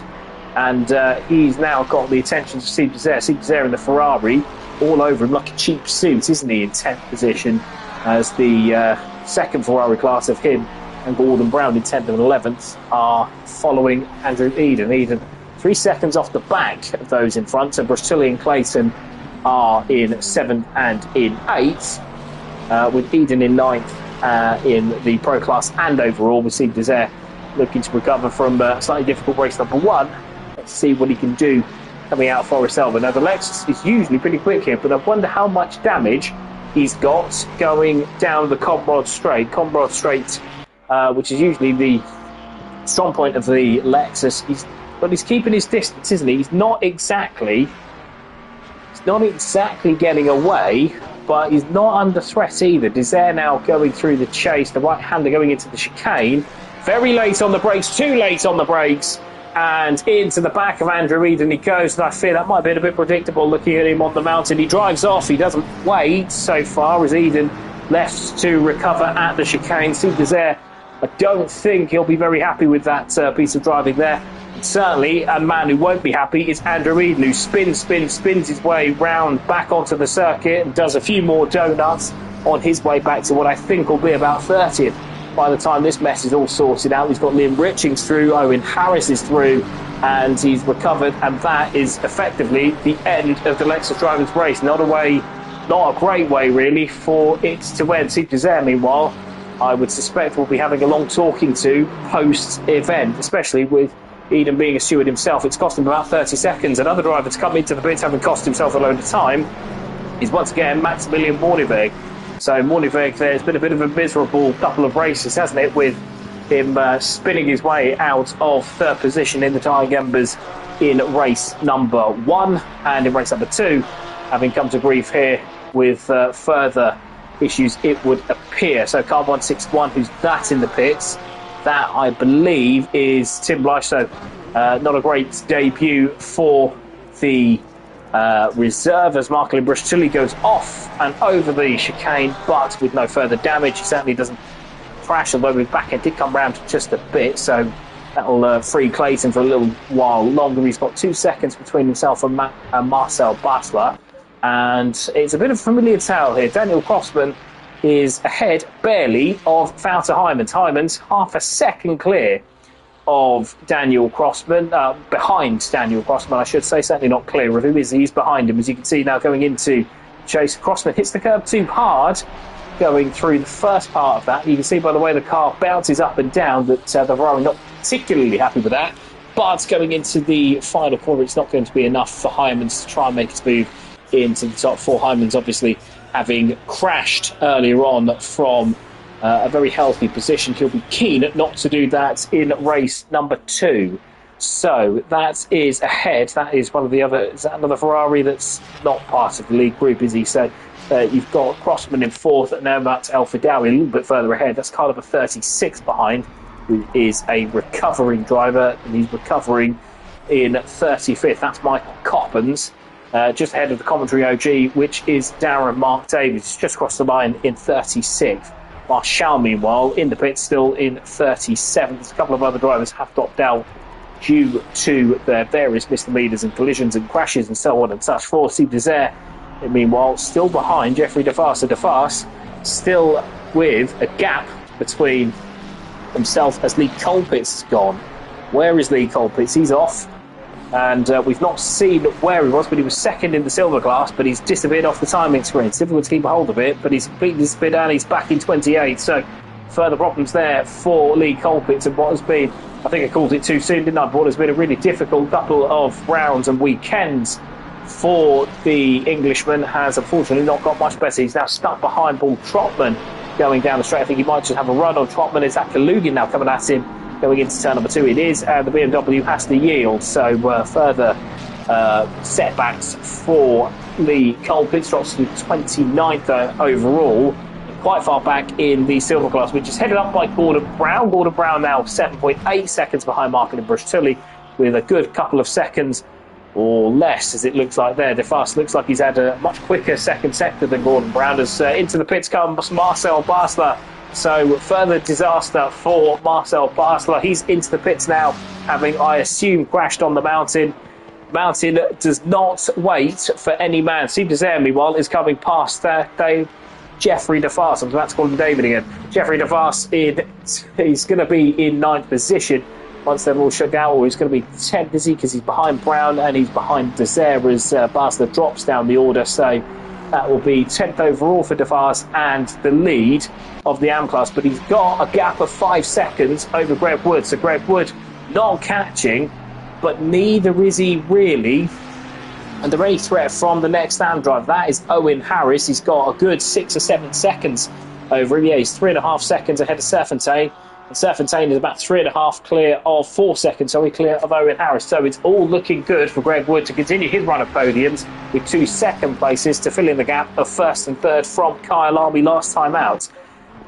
Jeffrey DeFast, meanwhile, is he is 10th and 8 tenths off the back of Steve Desert. Steve Desert has to get on and get going, really, to get past Gordon Brown, with Mark Brush-Tully up ahead, but a further 9 seconds clear of Steve Desert. 9 seconds and a little bit of VAT on that as well. So Desert, now if you can get past Brown cleanly, you've got 20 minutes to set about the Canadian, whose car is looking a little bit better condition, I think it's fair to say, than race number 1. The Canadian looks like he's kept out of the walls a lot better this time around, having appeared to have scraped his car at every and all angle in race number 1, his race-long battle with Josh Clayton. Josh Clayton, meanwhile, looking to see if he can profit from any issues up ahead, as Hyman remains 3 tenths of a second behind as they go past Michael Coppens in the AM car that's lapsed. He's only about 6 tenths of a second behind Crossman. Crossman does appear to be stronger on the mountain, which, if you're the lead car, is often the case. Hyman's, though, stronger on the brakes going into the chase, as you can see there. Looks like he's visibly gained 2 or 3 seconds on Daniel Crossman. Crossman now going into Murray's, the final corner.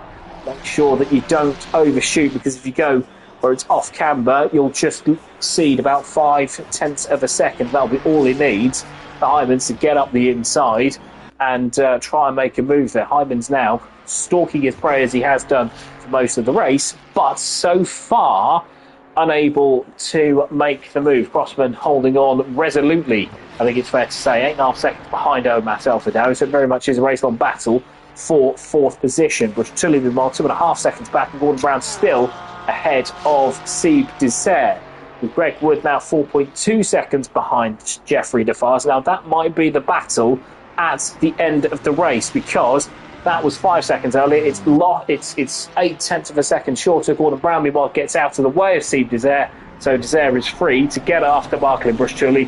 And Brown, who is leading the silver class, has no threat, really, until you get to Renard Serpentine, who's about 10 seconds, just off the top of my head, about 10 seconds further back. So Serpentine not really in Brown's reckoning at this moment in time.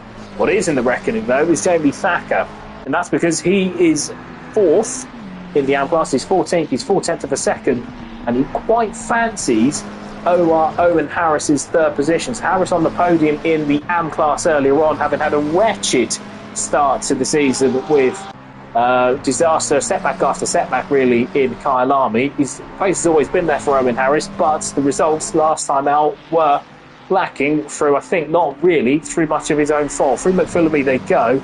Thacker is another man who's had no luck, so these two between them have had some pretty appalling luck. You really wouldn't send either of them to go and get your lottery tickets, would you? Certainly not by how their seasons have panned out so far. But they are third and fourth in race number 2 at Bathurst. With 17.5 minutes to go, these two have got Fakala Poshbashil just behind. Czech driver again finding a few issues overall in that Porsche. But they've got, if they can negotiate him, if he does catch up, then I think they'll be in still for some decent points position, because third and fourth place, they're well clear, of Darren Townsend, Jack Barnett and Dale Kelleher. Kelleher, who's got up into 7th position in the AM class, and that's represents good progress there from 38th on the grid. But you've got these two who are fighting over the third and fourth, as Thacker can't quite make the move going into Murray's, but if he can get a run, maybe into turn 1, or perhaps more likely coming out of turn 1, he does have a look to the inside. That's not going to work, and it might just mean that Harris is able to get on the power slightly earlier and be able to lead him away. Now Thacker follows Owen Harris down the straight. They both keep to the right hand side. The plan for the forward is going to be to try and block the inside. No, because Harris moves to the outside, quite confident in the McLaren that the forward isn't going to come up the inside. Thacker has a look down into turn number 2 and thinks better of it. They've got Poshbashil just behind. Poshbashil, not a man to be getting involved in any scrapes that don't involve him, and they don't, because as you can see by his lightly coloured number, he is the pro class, and these two with the red coloured numbers are in the AM class. So now on the mountain they go. Thacker, 0.3 of a second, doing remarkably well to not just simply run into the back of him, because it is incredibly hard on the mountain not to just simply pitch into the car head, particularly if you've got a bit of a pace advantage. With these now, well, they've got, I think, about 20 seconds nigh on between themselves and Townsend and Barnett, Trotman and Kelleher, who are all towards the they're the next AM cars, so I think they can fight really. They can afford possibly to let Poshbashil through, but if you're Thacker, you probably don't want to do that, because that then blocks you run as into the pits, and out of the race goes Fabio Travaglioli.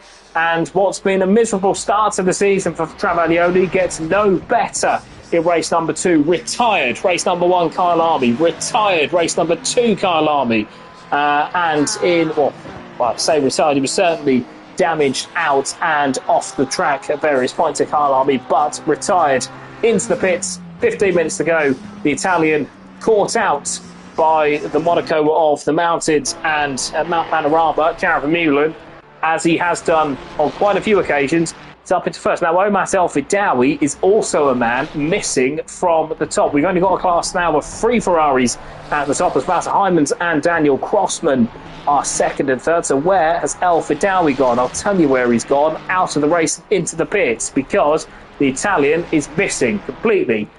So I wonder if those two, they want to come together, because they were only separated by about 10 seconds. So I don't think there's going to be issues there. But Jared Vermeulen can almost get out and push the car by the time it gets to the last couple of laps. He's got 21 seconds now on Daniel Crossman. Crossman, who's been looking backwards rather than forwards throughout the race, and is in defence mode once again, as Walter Heijmans sits patiently behind, waiting for a mistake. You can see there's quite a few sort of rough sort of lines really, so I wonder if that's where the wheel has been dragging from one of those drivers. But Travaglioli did make it back to the pits, but I think that might well have been a port to the pits. But the Italian driver not getting the job done, as to the outside goes Walter Heijmans going into the chase. That probably won't work. He's not far off alongside, but he does have the inside going into the chicane. Doesn't make the most of it. He's normally not a man to pass up an opportunity like that, particularly in his previous guises a couple of seasons ago. But down the inside he goes again. He's having plenty of half looks. I wonder if he's trying to be a bit too cautious almost. Heijmans having come in for A couple of bits of feedback over his Formula Racing League career. I wonder if he's taken that a bit to heart, because the Dutchman not really making a move when perhaps he could have. He went to the outside and forced the driver ahead, Crossman, to defend. But when he had the inside going into the chicane, I'm very surprised he didn't try and make the move. I certainly think that Crossman would have been expected to move. He certainly left enough room. So, yeah, disaster. Well, not disaster, but a curious move, as I think Owen Harris is another man to have fallen victim somewhere along the line to the mountain curse. He's back into 18th. He is dropped way behind Jamie Thacker. So Thacker up into 3rd position. But Owen Harris off to, well, he's just ahead of Jack Barnett. So he's 4th. He's only lost 1 position in class. But Jack Barnett, who has Darren Townsend, Chris Getman and Paul Trotman in tow. Dale Kelleher's another man to fall victim to Bathurst's walls, because he's in the pits, as is Alexander Kalugin. I wonder if there was any contact there, because Kelleher and Kalugin are both in the pits, having both been fairly similar in terms of pace and in terms of placing, I do believe. So, yeah, Kelleher, having returned from a pretty nasty finger injury, as unfortunately he's back out, so he's still lapping. He's behind Fian Kruger. But what was sort of top 6, top 7 for the Mancunian is, well, a little bit further back, he's behind Miguel Silva, Dreadlock Steve, amongst others. He's back into 31st, so he might even have problems with Darren Mark Davies. If not, Michael Coppens is in the pits. Maximilian Bordeberg is back out, but 4 or 5 laps down. Marcel Bartel, another man in the wall. Now, Greg Wood, I said he had 5 seconds to go to catch Jeffrey DeFast. Now, that was only a couple of laps ago. He's now 1.2 seconds back, so the Belgian might just have to re-engage here, because Greg Wood, down the Comrod straight he goes, and that is getting ever smaller. That McLaren is getting ever purpler, ever larger, and ever more of a red rag to a bull. It's less than a second now, and DeFast having a few issues in that McLaren. I think the back end does look a little bit worn, so I wonder if he has made a bit of contact with the wall somewhere. But the Aston Martin looking pretty pristine, and if he can have a 1st and a 2nd place once again, then I think Greg Wood will be in prime position for the championship. Bear in mind, you do have 1 drop score, but if you start out with a 1st and a 3rd and a 1st and a 2nd, as this would be, then that is going to take some beating. Dreadlock Steve a little bit further back in the pack. Greg Wood now having a look at DeFast. Down the straight we go, down the Griffith straight, going into turn number 2. Has a look down the inside. DeFast not defending, doesn't need to defend. The Aston Martin not quite close enough to the McLaren, but DeFast gets out and onto the grass, and can he recover in time? He does, going into the cutting. Wood not getting involved in anything that's too silly. A man certainly known for his self-preservation, and Wood once again keeping himself out of trouble there. But DeFast there has done so well in the previous, well, 1 1/8 race, almost 1 1/4 race, 1 3/4 races, to be in the lead of the AM class. He's coming under some pressure now from Greg Wood, as DeFast just about tags the wall, doesn't he, going through McPhillan, who pulls it over to the left-hand side for a slightly audacious entry into the dip, and into the wall he goes, and he is leading the class no longer. He was always a little bit wide. I thought that when he put the car over so far over to the left-hand side, going into the downhill section, going into Skyline, that it was going to be a problem, and it was, because he left himself offline, and unfortunately it flipped the car up off the road and into the wall, and Jeffrey DeFast is going no further in this race. Certainly won't be able to hobble it back to the pits, and if he does, he'll be there at a snail's pace. Renard Serfontaine is up into 9th meanwhile with all of that, so he's 2nd in class, as Gordon Brown has a pretty serene win or victory in sight, with Serfontaine in 9th position. DeFast did actually very well to keep it out of the way of Akhlaq Poshkashil just coming down the hill as DeFast was sorting himself out. Is Jeffrey DeFast going to be able to make it back? I look at the front end, it almost looks like it's the only positive I can see is that the wheels don't look buckled, but that car will be an absolute nightmare. He's got Serafino Gabino just behind in the black and in the green, gold and white Aston Martin. DeFast does come into the pits with Gabino ahead. I think that might have been Marshall, but it's not, certainly not in terms of the positions. Richings, meanwhile, comes through to go up into 12th position, and that means that Jack Barnett is going to take second place at the moment in the AM class. It really has been a race of attrition. Luke Richings in 12th at the moment. He's got Richard Gearman behind the Flying Dutchman in 13th, as it will be now, and fifth in class, with Andrew Eden recovering after his earlier travails with Steve Desert. Desert, who is 6, feels like he's rather gotten away with that if you were watching a little bit earlier on. Terry Tierney, not Thomas. I kept calling him Thomas last time out, so I will publicly apologise to him for that. And the man that I will now know as the Tank Engine is currently in 16th position and is 6th in class, isn't he? He's just ahead, or just behind, Richard Gearman with Jack Barnett. And into the wall he goes. It's a bit of a curse of the commentator so far, isn't it? Going into the cutting, Tierney's not going to cause himself too much damage, but a bit of a whoops moment rather than anything else.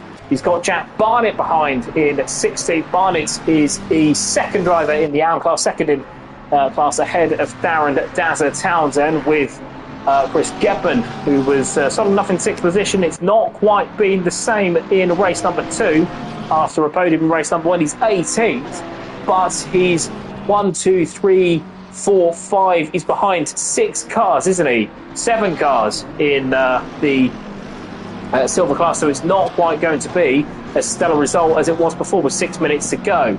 Trying to see the battle, I think, is between Heymans and Crossman. Heymans has been, well, once again, he's 0.3 of a second behind Crossman. It feels like he's been that since about minute 38. So with Heymans now coming up behind, well, no, Crossman and Heymans are coming up behind 2 slower drivers, aren't they? There's the Porsche of, I think, that's not Marco Brustilli, is it? No, because Brustilli is still going. That might be Marco Lino. It is Marco Lino. So you've got that on the mountain, and Crossman, this is going to be a real test of his patience. Goes down the inside into McPhillory as Lino gets out of the way. A little bit sketchy, but it's about the best he could do with such an obvious pace difference. I think it's actually turned into a bit of a net gain for Crossman, but Lino driving about as well as he can do, so we must applaud that, because while you're not technically meant to be launching moves on lapped cars on the mountain, I think that was done about as well as could possibly be done. For Bueller, meanwhile, to show you what he looks like again, there he is, green, black Ferrari. It's last you're going to see him until he crosses the line, because it's about 30 seconds clear of Daniel Crossman. We'll see exactly how big the gap is. There's one that is going through Murray's, the other is going down the back straight, going down Conrod Straight, and it is, well, it's not one lap, is it? But it may as well nearly be with how far from Bueller it is. He can got time to boil the kettle before he completes the race, hasn't he? Now Crossman going into the chase. He's got 1.2 seconds on Heymans. Now he's got to use this to his advantage, because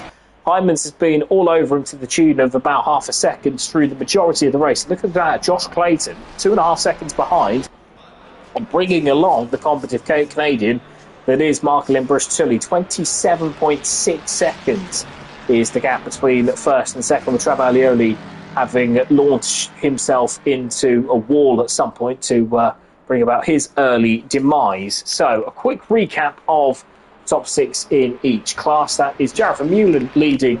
You can see in first position he's got 28 seconds nearly on the pack. So Super being in front. Super is it's on the lap Ferraris. We'll find out who that is a little bit later on. He is in first ahead of Daniel Crossman and Wouter Heymans, with Josh Clayton in 4th in Pro, and Marco Brustilli in 5th, with Steve Desert rather lonely 6th in class after that collision with Andrew Eden. I think there will be some chat about that later on. Gordon Brown, meanwhile, leads the silver class. He is in 7th position ahead of Renard Serfontaine in 9th. He is 2nd in silver, with a battle for 3rd, 4th and 5th between Serafino Gabino and certainly Luke Richings and Richard Gearman. Gearman giving Richings all kinds of trouble, the pink and purple Ferrari ahead of the black and blue Ferrari. So Gearman now looking to see if he can get up into 4th.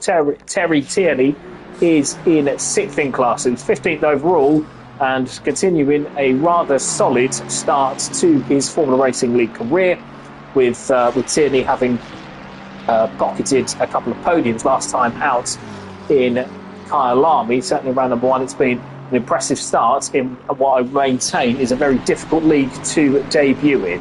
Now we're going to go back up to Greg Wood. Greg Wood is leading the AM class and leading it very well. He can almost afford to wave Surf and Tame by, and he's been a model of self-preservation throughout his time in the Formula Racing League, so I suspect that move may happen going into the chase. Out of there is into the wall. Who's that? Car number 87, I think it is, who is not a factor certainly here.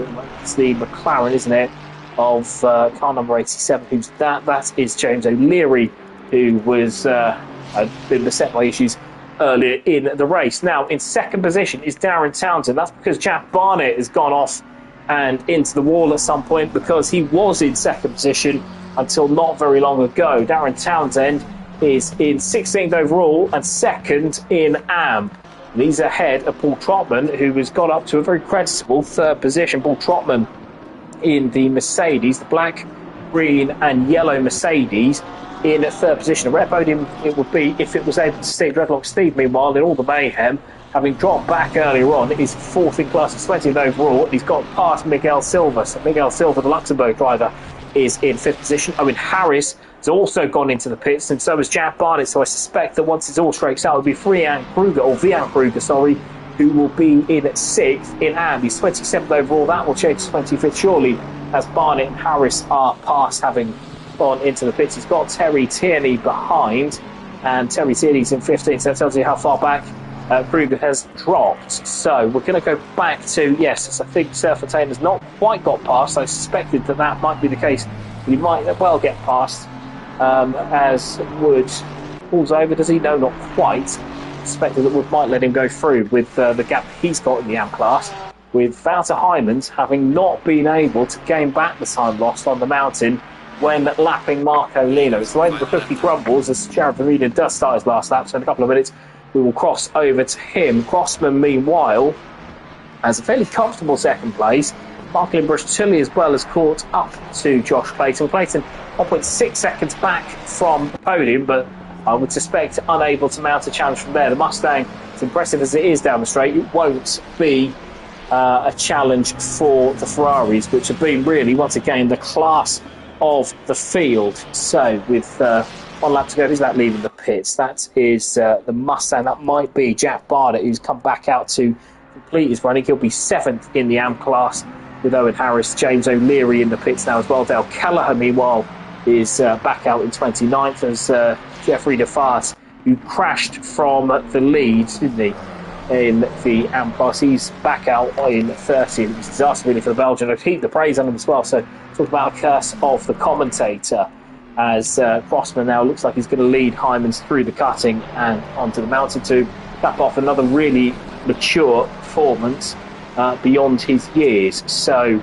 26 seconds, I think that's because Vermeulen has had plenty of traffic throughout that. So the running order, with the exception of probably Surfentine, who may get past Wood, but he may not. But the running order is pretty much set, isn't it? So you've got, let me just have a quick look now. That is pretty much going to be the running order. Where is Vermeulen? He's just going down the trace. He's just got past Paul Trotman, who is third in class and won't be going any further than that. Of course, Gedman ahead as well. Gedman, who is in 17th of the last car on the lead lap, may allow Vermeulen past, although as Gedman pulls over to the left-hand side, I'm not sure that we really need to be quite that close to his back end, but here he is now coming across the line out of the final corner, side by side with Chris Gedman. So Gedman not willing to let that go easily. He's 17th overall, and Jared Vermeulen comes across the line to win race number 2. So it is double victory and very much the currency that the South African deals in as he takes another dominant display. He had to wait for others to trip over themselves this time. Fabio Travaglioni was leading by a couple of seconds before visit to the wall ended the Italian's interest, and it's going to be Daniel Crossman, who's closed up a little bit, but Crossman is going to come home in second ahead of Wouter Heijmans in third, with Josh Clayton just off the back of Heijmans in fourth position. Marklin Brush-Tully will take fifth overall and fifth in pro class. Steve Desire, we're waiting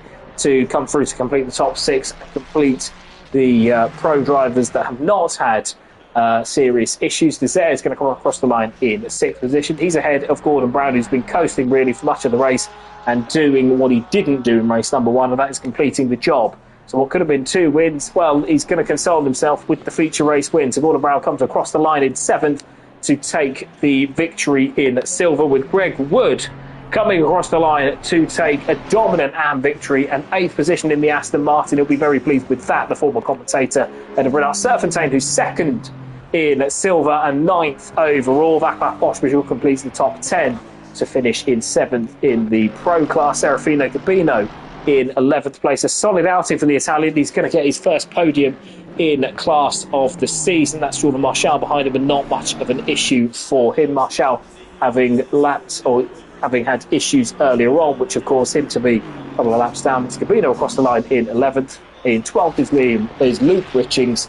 He did it again. Luke Richings in 12th overall and 4th in class, ahead of Richard Gibbon in 5th and 13th. Andrew Eden in 14th in the Lexus, having been spun by Steve Desire earlier on. And Terry Tierney, who will come home in 6th position in silver and 15th overall. Darren Townsend, meanwhile, comes over to complete the top 16. He is in 16th position and 2nd over in the AM class. Chris Gebman was the first a lap down ahead of Paul Trotman, who has an impressive 3rd position to add to his tally of podiums in Formula Racing League. That is 3rd in the AM class and 18th overall. Lee Colquitt's recovered to 19th, and his wretched start to the season goes on as further contacts and crashes hampered his progress ahead of Dreadlock Steve in 20th and 4th in the AM class, with Miguel Silva completing the top 5 in the AM class in 21st. Marcolino was 22nd ahead of Jordan Marshall, who was certainly towards the podium end, wasn't he? Certainly towards the sharp end in silver in 23rd. Van Kruger in 24th ahead of Dale Kelleher, who completed the race. Jeffrey DeVos, who crashed obviously from the lead in the AM class, he comes over in 26th and will be, I think, 7th in the AM class ahead of Darren Mark Davis, Jack Barnett, Jamie Thacker, and a few others who fell by the wayside, including James O'Leary, Alexander Kalugin, Owen Harris, Maximilian Morneveg, and Michel van der Waal, with Fabio Travaglioli off and out of the lead of the race earlier on. Same for Omat El Fidawi, who went off around the same time. Michael Coppens, Marcel Basler, Tim Bleich, the reserve in pro class, who completes the top 39. And I'm joined by a couple of racers who are not Jared Vermeulen. It's not just the Jared Vermeulen podcast. I think it was Chris Gebben and Greg Wood, both having very impressive stints in the Bathurst couple of races that we've had so far. I'll go to you, Chris, first of all. Chris, obviously 2nd place in class in the first race. That's got to be the highlight, really, of the season so far. Yes, that's. I was hoping for a good result, because I do like Bathurst. Bathurst, one of my favourite tracks actually in the whole game, and I'm quite consistent, especially when I don't hit the walls like I did in race 2. But yeah, 2nd place, I'm very happy with that. In fact, it was a couple of mistakes, the drivers ahead of me, that put me into the podium position, so that's a big thank you to them for making mistakes as well. But I really enjoyed that tonight. Thanks very much. No worries. The Gogs as well.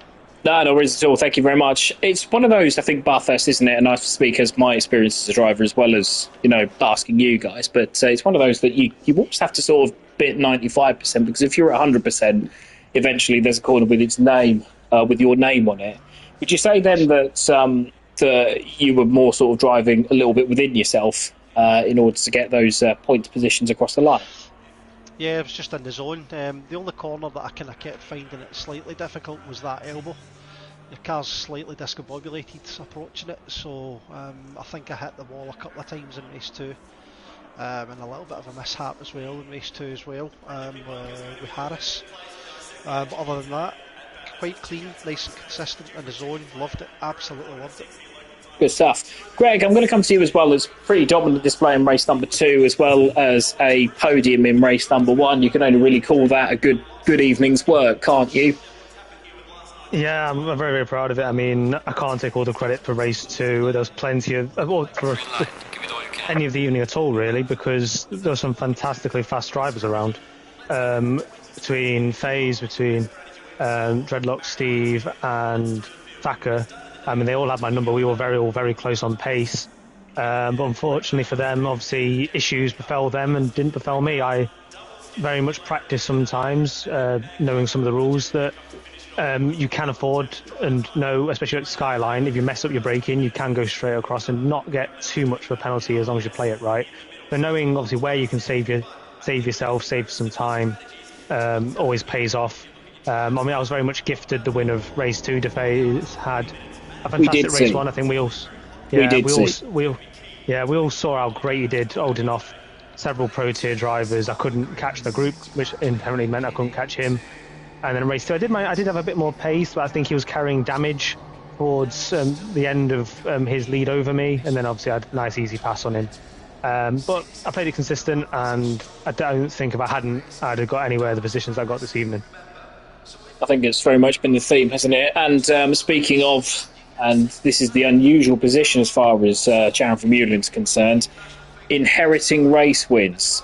We missed what happened to Fabio Travaglioli, but you were only a couple of seconds behind. If you could shed some light on what happened to the Italian driver from race number 2. Oh, no, so race number 2, so he, to me, he just got a bit impatient from what I could see behind the back marker, and hit into him on the downhill parts of the mountain, and I kind of foresaw something was going to happen, so I kind of backed off a bit, and then I could then squeeze through, the right-left kick, so I could squeeze just through them both. So, I mean, that was unlucky, I think unlucky for him, unlucky for Shed. I feel sorry for the back marker as well. I lost 7 seconds today and 2 laps behind guys at the end, so, you just got to accept it, right? Don't drive right behind somebody. And that's how I got the win. And then I think he then crashed the next lap. Then he was 4.2 seconds behind me, and then I saw that he had a moment on the thing coming down the mountain.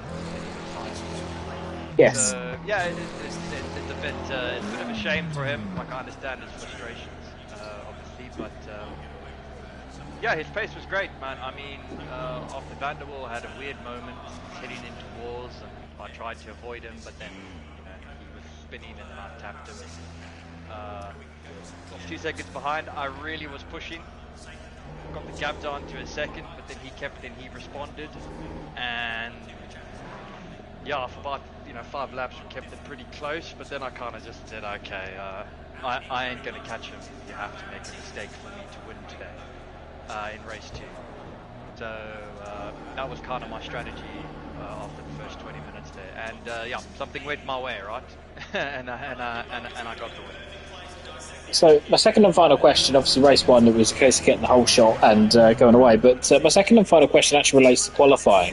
What happened? Because as we saw it, we were riding on board, it did look like you got hampered. Is that what cost you pole position?